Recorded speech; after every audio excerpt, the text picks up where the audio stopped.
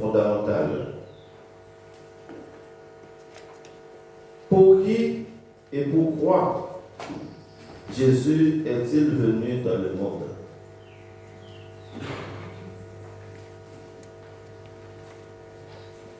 Il est venu pour les petits et pour les grands.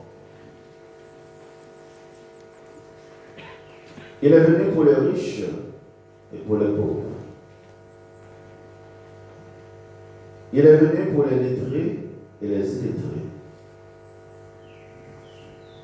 Il est venu pour les théologiens, pour les grands prêtres, et aussi pour le petit peuple, pour les gens sans grande connaissance. Il est venu pour les bons et pour les mauvais. Il est venu pour toutes les races humaines. Il est venu pour chaque homme et pour chaque femme. L'épiphanie, c'est la manifestation de Dieu. Si nous pouvions remplacer le mot manifestation par un autre mot, ce sera le mot explosion. L'épiphanie, c'est l'explosion de l'enfant Dieu aux yeux de l'humanité. L'enfant Dieu, Jésus, dans son abaissement, dans son effacement à Bethléem, dans un coin reculé, qui se manifeste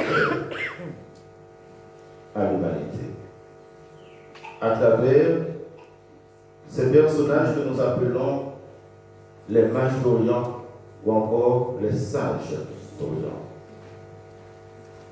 Comme vous le connaissez, ces gens qu'on appelait les mages, c'était des savants, des lettrés, des scientifiques qui cherchaient à explorer et à comprendre l'univers. Mais au fond, c'était des chercheurs de Dieu.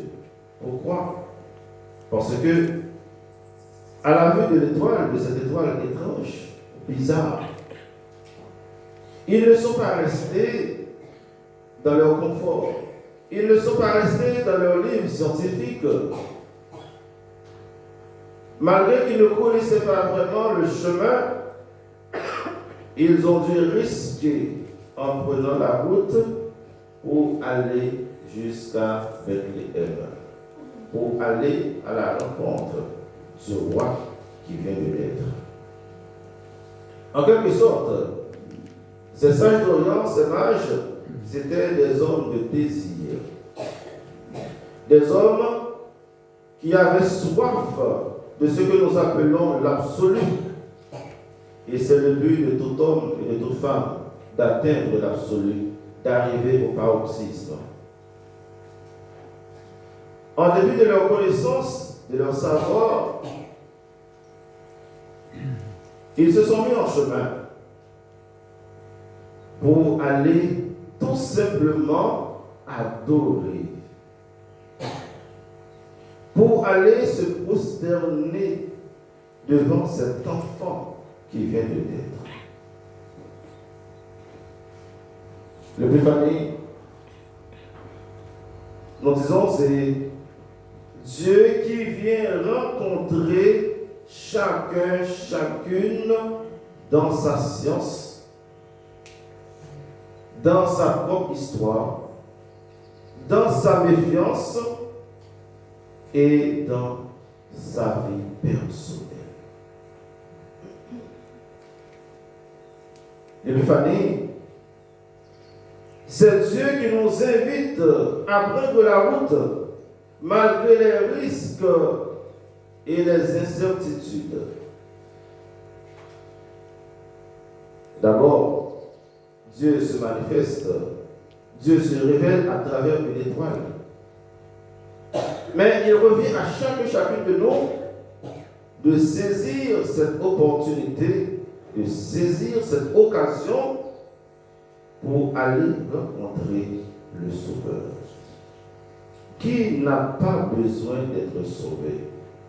Qui n'a pas besoin de rencontrer l'absolu?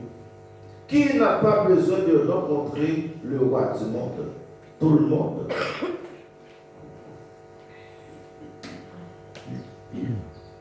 C'est notre désir, c'est notre soif de partir à la conquête de l'absolu.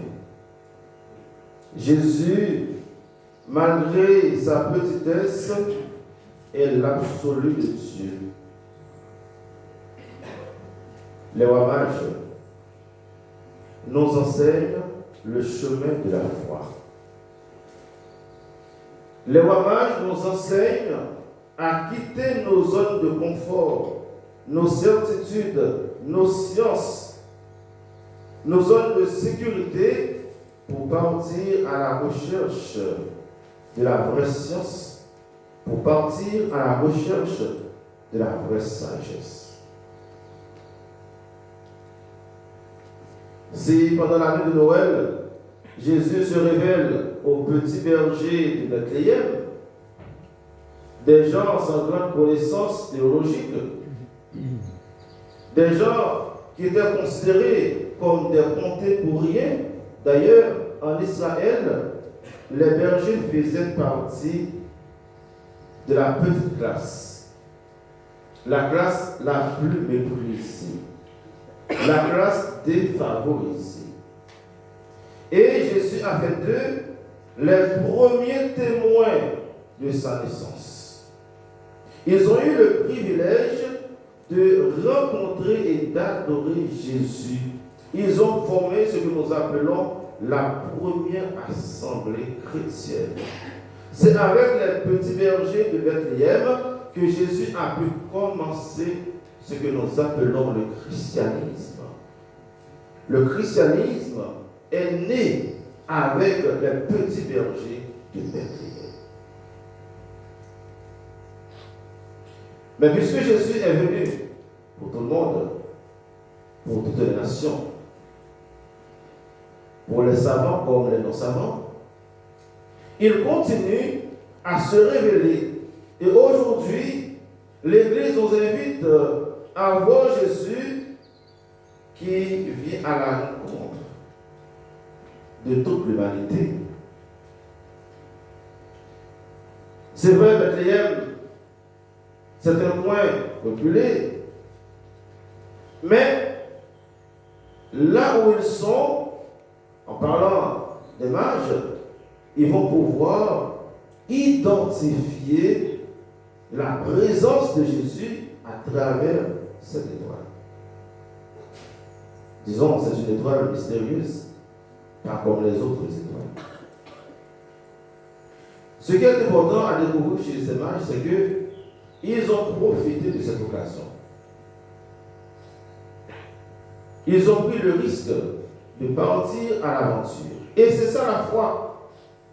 La foi, c'est de nous mettre en chemin, même si on ne connaît pas vraiment le chemin. La foi, c'est accepter de prendre le risque.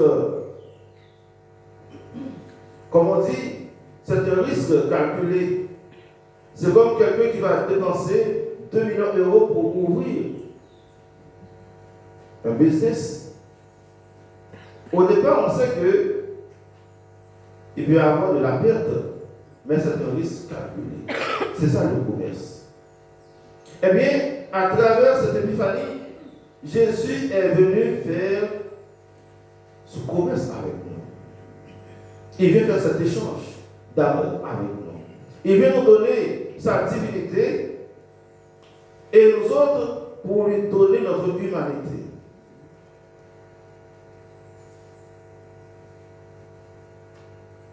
Est-ce que nous sommes prêts aujourd'hui à nous déplacer pour aller rencontrer Jésus? C'est ça la grande question. Avec l'épiphanie, frères et sœurs bien-aimés, Dieu a bousculé nos formules toutes faites. Avec l'épiphanie, Dieu nous dit, la religion n'est pas ce qu'on pense en réalité. Parfois, nous voyons Dieu comme quelqu'un qui a un petit groupe, qui cherche à favoriser un petit groupe en rejetant l'autre groupe. L'Épiphanie nous dit non. Dieu, c'est un cercle ouvert qui accueille tout le monde avec leur passé, avec leur histoire, avec leurs fautes, avec leurs connaissances et avec leur ignorance. C'est un Dieu qui se fait proche de tout un chacun. Un Dieu qui vient restaurer la vie de tout un chacun. Il n'est pas un Dieu clanique, il n'est pas un Dieu sectoriel, il est le Dieu universel. C'est pourquoi nous sommes des catholiques, ça veut dire universel. Aujourd'hui, on parle de multinationalité. Eh bien, l'Épiphanie, c'est cette fête que nous célébrons aujourd'hui. Nous célébrons un Dieu qui vient à la rencontre de toute l'humanité, de tous les peuples, de toutes les nations, avec leurs péchés, avec leur sainteté et avec leur soif. En chacun de nous, il y a ces trois mages. Et il y a l'étoile qui est là pour nous guider, pour nous orienter vers le Christ. Mais le problème, c'est que très souvent, nous vivons comme des endormis. On dirait que nous prenons des somnifères pour ne pas voir cette étoile qui brille dans notre vie. Mais la grande question, comment est-ce qu'on peut découvrir cette étoile? Cette étoile brille à travers nos propres événements, à travers la situation de nos familles, à travers la situation de notre communauté, à travers la situation de notre département, à travers la situation de l'humanité. À chaque événement, que ce soit sur le plan personnel, familial, communautaire, sociétal, il y a toujours cette étoile qui brille et qui nous fait signe. Nous perdons cette étoile, c'est quand nous prenons le mauvais chemin, quand nous fréquentons les mauvais endroits, comme les mages, pensant que Jésus se trouve dans le palais royal, ils sont allés vers Hérode pour aller demander où est le roi des Juifs qui vient de naître, pensant que Jésus se trouve dans ce palais luxueux. Et Hérode, qui était un tyran, un malade de pouvoir, a voulu tuer Jésus. Hérode, c'était un assassin. Il a fait tuer 3 de ses fils. Il a fait tuer sa belle-mère et sa femme, Myriam, justement pour conserver son pouvoir. Il était assoiffé de pouvoir. En demandant au roi mage d'aller se renseigner sur l'enfant Jésus, c'était dans l'idée d'exécuter ce nouveau-né. Et vous connaissez l'histoire des Saints Innocents que nous avons célébré la semaine dernière, le 28 décembre. Saint Matthieu nous présente 2 rois, Hérode et Jésus. Un malade de pouvoir qui donne la mort, qui tue les gens, et l'autre qui vient sauver, qui vient donner la vie, qui vient donner sa propre vie pour sauver l'humanité. Un roi qui cherche à tuer pour conserver son pouvoir, un roi qui cherche à détruire pour conserver son pouvoir, et un autre qui va donner sa vie pour nous donner la vie. À chacun de choisir son roi. Aujourd'hui, la fête de l'Épiphanie nous invite à choisir notre vrai roi. Est-ce que nous allons choisir Jésus, le libérateur, le sauveur, le rédempteur, celui qui vient nous offrir sa propre vie, celui qui vient prendre la mort à notre place? Ou bien est-ce que nous allons choisir le roi qui va nous tuer pour prendre notre place, pour conserver sa place? La fête de l'Épiphanie nous invite à réfléchir sur le sens de notre vie. La fête de l'Épiphanie nous invite à intégrer Dieu dans notre vie personnelle, familiale et communautaire. Pour Jésus, tout le monde a sa chance d'être sauvé. Il suffit de nous ouvrir à son salut. Il suffit de nous ouvrir à sa grâce, à son pardon et à sa miséricorde. Il n'est pas venu pour nous condamner. Il n'est pas venu pour nous blâmer. Il est venu pour nous sauver et donner sa vie pour nous donner la vie. Je vous invite, frères et sœurs bien-aimés, à l'occasion de cette fête de l'Épiphanie, à choisir Jésus, le vrai roi, celui qui ne va pas nous tromper. Je vous invite à choisir Jésus parce qu'il est celui qui peut restaurer notre vie. Il est celui qui peut restaurer nos relations. Il est celui qui peut nous donner une nouvelle orientation. J'ai dit une nouvelle orientation parce que les mages, une fois rencontré Jésus, on nous dit, qu'est-ce qu'ils ont fait? Ils ont regagné leur pays par un autre chemin. Et c'est ça la conversion. On ne peut pas rencontrer Jésus pour rester dans le même chemin. On ne peut pas rencontrer Jésus pour avoir le même comportement, pour avoir le même langage qui détruit. On ne peut pas rencontrer Jésus pour avoir le même regard qui tue. On rencontre Jésus pour avoir une nouvelle vie. On rencontre Jésus pour devenir saint, pour devenir meilleur. On rencontre Jésus pour devenir missionnaire. Aujourd'hui, frères et sœurs bien-aimés, est-ce que nous allons rester à la même place? Est-ce que comme chrétiens, nous voulons rester dans nos formules toutes faites?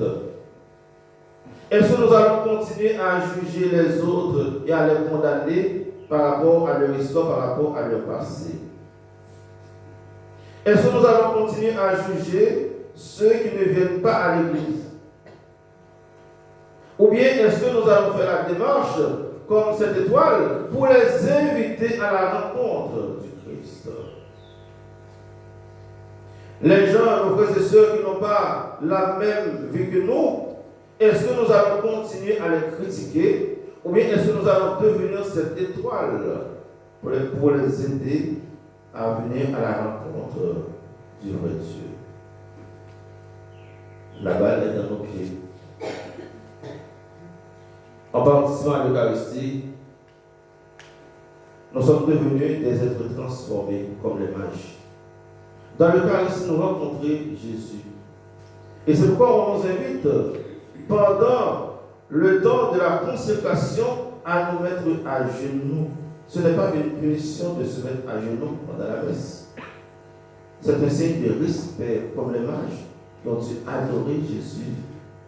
Nous sommes venus l'adorer. En venant célébrer notre foi, nous sommes venus adorer le vrai roi. Nous sommes venus adorer le Christ. Et c'est pourquoi nous sommes invités à mettre de côté nos orgueils pour nous laisser envahir par l'humilité de cet enfant. Dans l'Eucharistie, nous avons le privilège de le recevoir, de l'accueillir au creux de main.